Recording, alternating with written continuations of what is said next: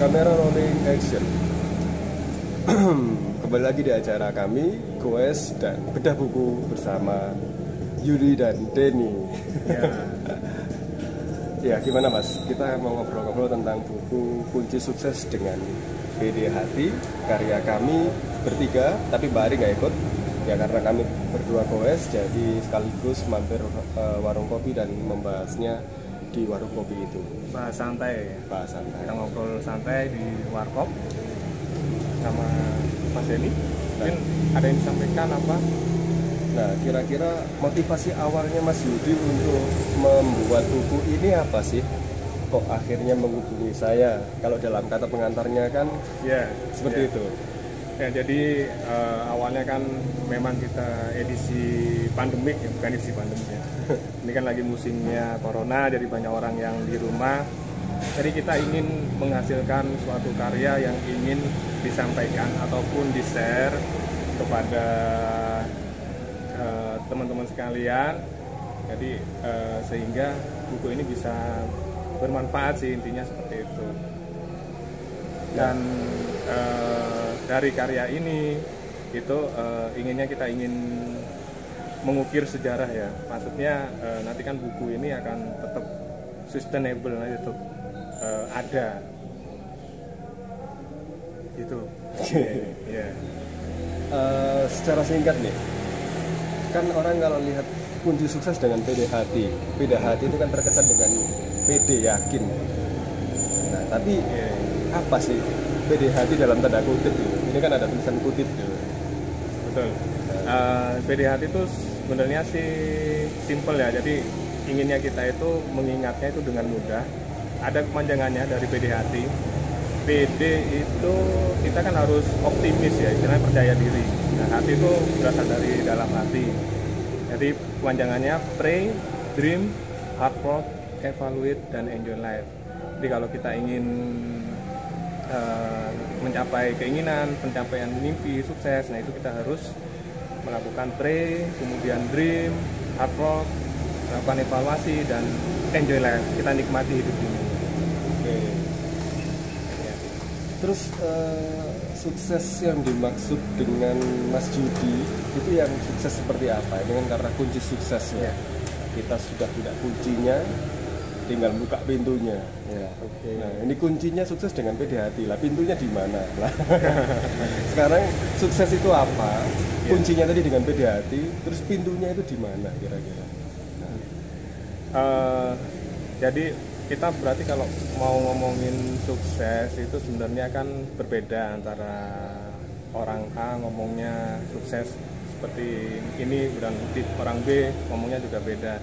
Jadi intinya apa yang ingin kita capai atau mimpi kita itu walaupun itu kecil, walaupun itu sederhana, kalau itu tercapai ya bisa dikatakan sukses. Jadi pencapaian sukses itu tidak hanya dari materi saja, tapi non materi pun itu akan lebih penting.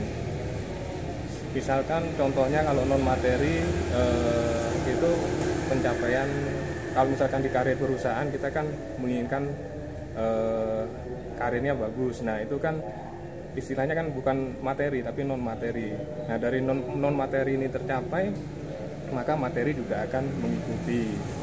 Nah kalau terkait dengan kuncinya ya intinya memang kesuksesan itu pasti atas dari ridho Allah Subhanahu wa taala, dari Tuhan gitu. Nanti jika kita ingin memulai sesuatu, nah makanya di kata-kata awal di PD Hati ada kata-kata P, itu adalah pray.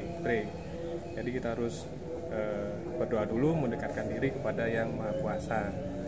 Gitu. Ngomong-ngomong tentang sukses ya, tentang materi dan non materi. Saya itu waktu 10 tahun yang lalu ya, kita kenal Mas Didi. Saling kenal itu mulai 10 tahun yang lalu ya. Ketika saya magang di Bank Jatim ya sebagai seorang anak SMK ya, yang ternyata sekarang bukan sebagai banker ya. Padahal dulu cita-citanya seperti itu tapi tidak sampai. Nah, ternyata pencapaian itu betul tidak hanya materi, karena saya pernah mengukir menulis ya daftar impian itu semuanya adalah materi. Rumah, mobil, hal-hal yang terkait dengan materi semuanya ya. Memang pencapaian materi itu mudah terlihat, bisa menjadi tolak ukur, tapi tidak, saya merasa itu tidak abadi, tidak menjadi esensi dari pencapaian itu sendiri. Karena apa? Karena materi bisa ditipu, bisa menggunakan apa ya, seakan-akan gitu. Saya pernah mencapai hal itu, tapi semua itu pada akhirnya tidak tercapai, tidak abadi, tidak sampai sekarang, tidak bisa dipertahankan. Dan saya berpikir apa pencapaiannya sesungguhnya ya. Nah ternyata memang berbuat baik, kemudian menjadi pribadi yang menyenangkan, itu sebenarnya adalah bentuk pencapaian juga. Kenapa? Untuk bisa berbuat baik dan menjadi pribadi yang menyenangkan nggak mudah. Kita harus bisa bermanfaat, dan itulah merupakan investasi untuk bisa mencapai segala hal itu.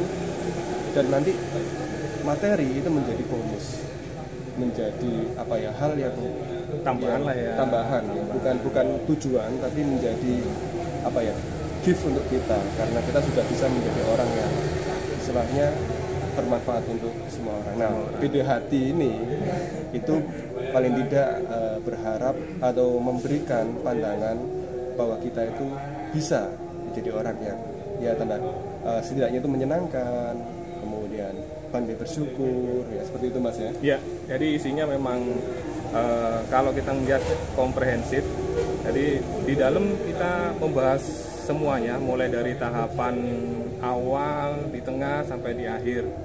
Nah, salah satu pilar dari PDHT yang paling utama itu ada di hard work. Hard work itu kerja keras. Jadi di dalam ini nanti kita ada pilar konsep dari PDHT. Jika kita ingin mencapai sesuatu, tentunya pastikan kita harus kerja keras. Ya. Tanpa kerja keras kita tidak akan tahu hasilnya seperti apa. Kemudian nanti kita juga perlu melakukan evaluasi, ya, evaluasi diri, evaluasi terhadap apa yang telah kita kerjakan, ataupun terhadap perilaku kita sendiri seperti apa. Ya. Berbicara tentang hard work, saya jadi teringat 10 tahun yang lalu saya dan keluarga itu kan kebetulan basicnya bisnis pengusaha. Hard work, sangat gila kerja.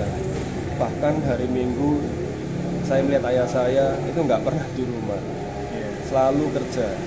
Tapi memang dua hal yang dilupakan itu adalah evaluate ya, sama enjoy life. Ternyata saya melihat ke belakang itu ternyata apa yang dicapai oleh orang tua saya dan saya itu belum sampai ke tahap kontemplasi atau evaluasi tadi. Kami sudah sampai di puncak, tapi tidak bisa mengevaluasi apa sih yang harus kita lakukan setelah itu. Dan pada akhirnya memang kebahagiaan itu harusnya bisa dicapai, tapi dengan sesuatu yang belum dikontemplasikan tadi, ternyata hal yang kita capai itu justru menimbulkan rasa hampa. Nah, untuk bisa lebih utuhnya, kalian semua bisa membaca ini ya, bahwa proses itu tidak berhenti pada materi, tidak berhenti pada pencapaian saja, tapi juga bisa memaknai pencapaian itu sehingga kalian bisa merasakan kebahagiaan itu sendiri. Seperti itu Mas ya. Betul. Nah, jangan lupa juga di situ kan yang terakhir evaluasi sama enjoy life ya. Kita nikmati hidup ini gitu. Nikmati hidup itu intinya juga kita harus bersyukur atas apa yang sudah kita peroleh. Apapun itu kita nikmatin. Walaupun pencapaian belum tercapai, di situ kan kita sudah ada evaluasi. Nah, evaluasinya seperti apa gitu. Kalau belum tercapai nanti PDHT itu ada suatu siklus.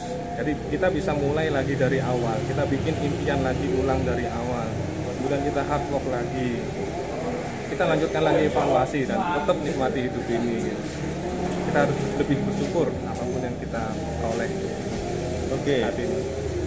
Nah, sudah berapa menit nih? 9 menit kurang sedikit. Nah, jadi jangan lama-lama, segitu dulu ya. Kalau Nas Daily cuma 1 menit, tapi kita 10 menit gak apa-apa lah ya.